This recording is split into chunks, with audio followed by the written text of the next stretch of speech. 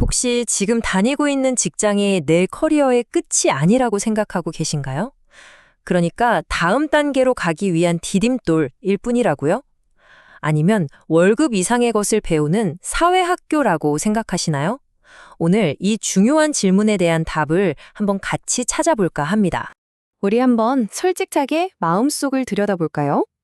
지금 내가 앉아있는 이 자리가 혹시 더 좋은 곳으로 가기 위해서 잠시 머무는 정류장처럼 느껴지진 않으세요? 월급날만 기다리면서 그냥 이력서에 한 줄 더 채워넣는 것 이상의 의미를 찾기 어려우신가요? 아마 많은 분들이 지금 조용히 고개를 끄덕이고 계실지도 모르겠네요.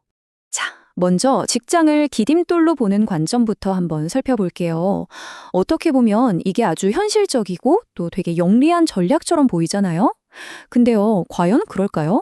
이런 생각이 우리 자신과 또 회사에 어떤 영향을 미치고 있는지, 그 숨겨진 대가는 없는지 한번 들여다보겠습니다.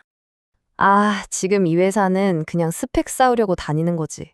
내 진짜 커리어는 다음 회사에서 시작될 거야. 이런 생각, 솔직히 한 번쯤은 다들 해보셨을 거예요. 단기적으로 보면 뭐 합리적인 선택처럼 보일 수 있어요. 하지만 장기적으로 보면 이게 생각지도 못한 함정에 빠질 수도 있다는 거죠. 바로 여기서 악순환이 시작되는 겁니다.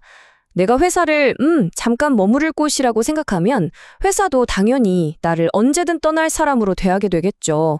그럼 어떻게 될까요? 중요한 프로젝트나 장기적인 성장 기회는 자연스럽게 나를 비껴가게 됩니다. 결국 개인과 조직 모두에게 손해인 제로섬 게임이 되어버리는 거예요. 그런데 말이죠.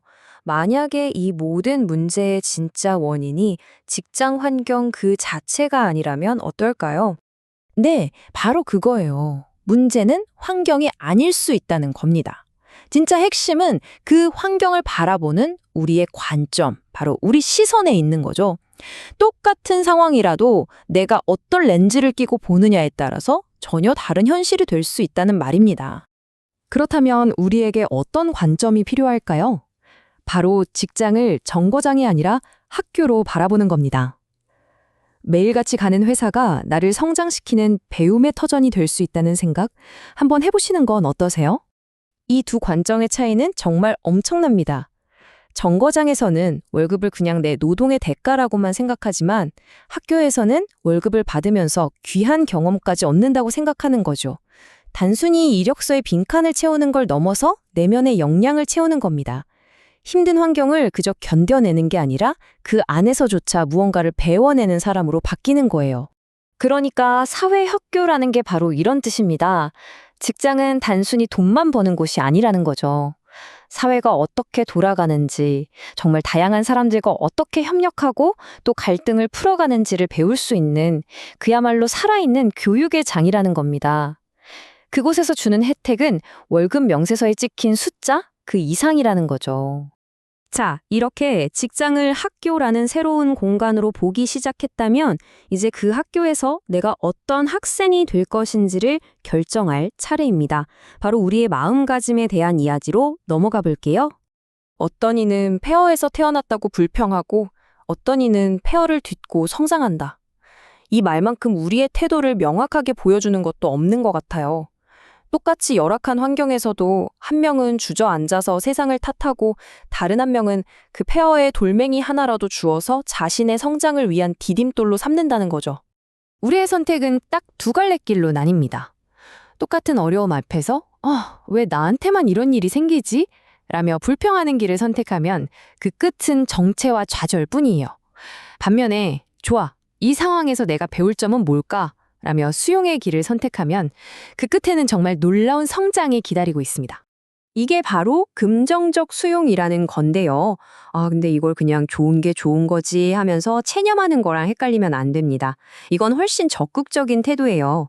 예를 들어 까다로운 동료의 행동을 보면서 저런 식으로 소통하면 갈등이 생기는구나 하고 배우고, 지루한 프로젝트를 맡았을 때도 이 안에서 어떻게 하면 효율을 높일 수 있을까를 고민하는 그런 적극적인 배움의 태도를 말하는 거죠.